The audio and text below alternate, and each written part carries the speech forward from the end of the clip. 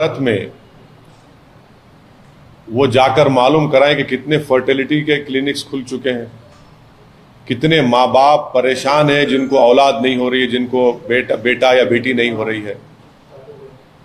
और भारत सरकार को तो एक कानून बनाना पड़ा उसके ऊपर, सरोगेसी के ऊपर। मोहन भागवत साहब ये क्यों नहीं बोलते कि यही मोदी सरकार ने जो बच्चों का दूध होता है उसको कमर्शियलाइज कर दिया मोदी सरकार ने। इस पर नहीं बोलेंगे कुछ वो। ये भारत का कल्चर है कि एक मां के दूध को लेकर बेचा जाए। और फिर वो इस मुद्दे पर एक और बात मोहन भागवत साहब को, जो जानते हैं मगर अपनी आंखें और दिमाग पर पर्दा डाल देते हैं। क्या ये बात सच नहीं है मोहन भागवत साहब कि भारत का TFR रेट गिरा है? क्या ये बात सच नहीं है RSS के सर संचालक कि मोदी सरकार जिसकी छत्रोछाया में वो रहती है, जिसका पूरा सपोर्ट आप करते हैं, आपका ऑर्गेनाइजेशन करता है, उन्होंने सुप्रीम कोर्ट में जवाब दाखिल किया कि भारत में 2 चाइल्ड नॉर्म की जरूरत नहीं है? क्या ये बात सच नहीं है कि अप्रैल 2, 2022 को ये जो सरकार के लिए आपने बड़ी मेहनत की सत्ता में लाने के लिए, उसका हेल्थ मिनिस्टर राज्यसभा में खड़े होकर एक प्राइवेट एम्बस बिल के जवाब में, जो बीजेपी के और एक RSS के एक्स आइडियोलॉग ने बिल लेकर आया था, उसके जवाब में कहा कि भारत में इस तरह के कानून की जरूरत नहीं है। आप पॉपुलेशन से इम्बैलेंस कहां देख रहे हैं? आपको तो ये देखना चाहिए कि जो भारत की जो डेमोग्राफिक डिविडेंड है, उसके लिए आपकी ऑर्गेनाइजेशन ने, जिस पार्टी को आपने सत्ता में लाया, उसने क्या किया 8 साल में? क्या पूरे विश्व में कोई देश ऐसा नहीं है जहां पर 50 साल से 50% आबादी 25 साल के उम्र की है, 60% आबादी 40 साल की उम्र की है? आपने उनको रोजगार क्यों नहीं दिया? 8% बेरोजगारी हो चुकी है भारत में। पूरे विश्व में सबसे ज्यादा बेरोजगार युवा अगर है तो भारत में। इस पर बात करिए ना मोहन भागवत साहब। जिस पार्टी को आपने सत्ता में लेकर लाए हैं, 8 साल से 60 लाख नौकरियां केंद्र सरकार में, और आज प्रधानमंत्री कहते हैं कि 2 साल में 10 लाख देंगे। भाई वो क्यों नहीं देंगे पूरे 60 लाख? आप पॉपुलेशन के बारे में बार बार आप बात करके एक समुदाय के खिलाफ नफरत आप पैदा करते हैं। लेकिन सर, आप पॉपुलेशन रेगुलेशन को क्यों अपोज कर रहे हैं? ये तो हम चाइना को भी पीछे छोड़ क्या पॉपुलेशन की वजह से मोदी सरकार चीन जो 1000 स्क्वायर किलोमीटर की भारत की जमीन पर कब्जा करके बैठा है पिछले 2 साल से, पॉपुलेशन की वजह से नहीं हटा पा रही उनको? क्या पॉपुलेशन की वजह से भारत के प्रधानमंत्री चीन का नाम लेने से डरते हैं? आप लोग इस बात को समझिए, जो गलती चीन ने की वो भारत को नहीं करनी चाहिए। आप लोग बार बार चीन क्यों, पॉपुलेशन आगे बढ़ जाएगा तो कभी जाकर हैदराबाद हो, दिल्ली हो, मुंबई हो, पुणे हो, जाकर फर्टिलिटी सेंटर्स में पूछिए उन माँ बाप से, पूछिए कि किस तरह तड़प रहे हैं वो लोग औलाद के लिए। पूछिए कभी जाकर, आप उस पर भी स्टोरी करिए। क्या भारत सरकार अगर 2 बच्चों का कानून लेके आती है तो आप उसको समर्थन? मैं बिल्कुल समर्थन नहीं करूंगा, क्योंकि यह भारत के हित में नहीं होगा।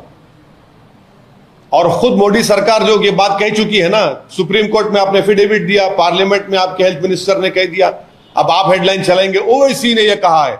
आपको यह हेडलाइन चलानी चाहिए कि ओवैसी ने वो बात कही है जो मोदी सरकार ने पार्लियामेंट में कही और सुप्रीम कोर्ट में एफिडेविट दाखिल किया था इस बारे में, जो सही था वो एफिडेविट।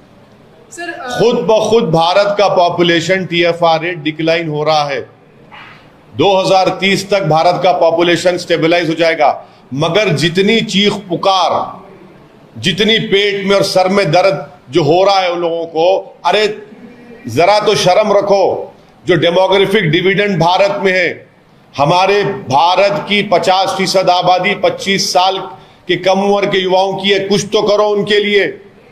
मोदी सरकार ने क्या किया बताओ? 60% आबादी 40 साल से कम उम्र की, आपने क्या किया 8 साल में बताओ? इस पर डिबेट होनी चाहिए। बेरोजगारी इस मुल्क का सबसे बड़ा बर्निंग मसला है। अब रहा सवाल, मोहन भगवत साहब ने यह भी कह दिया कन्वर्जन। क्या कन्वर्जन से भारत को क्या ताल्लुक? मोहन भगवत साहब बताइए, मोहन भगवत साहब के क्या भारत का कोई रिलीजन है? भारत का कोई रिलीजन नहीं है। भारत सब रिलीजन को मानता ही है, भारत की खूबसूरती है। भारत का कोई रिलीजन है क्या?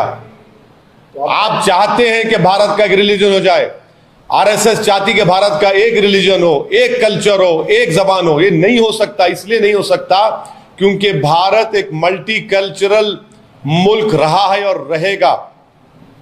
क्या आप साउथ की तहजीब को नॉर्थ में फोर्सबली इंप्लीमेंट कर सकते? नहीं कर सकते। क्या आप एक रिलीजन को इंप्लीमेंट कर सकते? नहीं कर सकते। भारत की खूबसूरती है। अरे भाई, आप इतना डर क्यों रहे कन्वर्जन से? मुझे समझ में नहीं आ रहा मोहन भगवत साहब। डरने की बात क्या है? कन्वर्जन तो एक इंसान का चॉइस है ना। चॉइस तो भारत के संविधान में फंडामेंटल राइट है। पुट्टू स्वामी जजमेंट के बाद मोहन भगवत साहब, चॉइस एक फंडामेंटल राइट बन चुका है। कोई मजहब चेंज करेगा, उससे तकलीफ क्या, आपको क्या हो रही है? कोई भगवान को नहीं मानता, नहीं मानता, ठीक है। यही तो खूबसूरती है भारत की।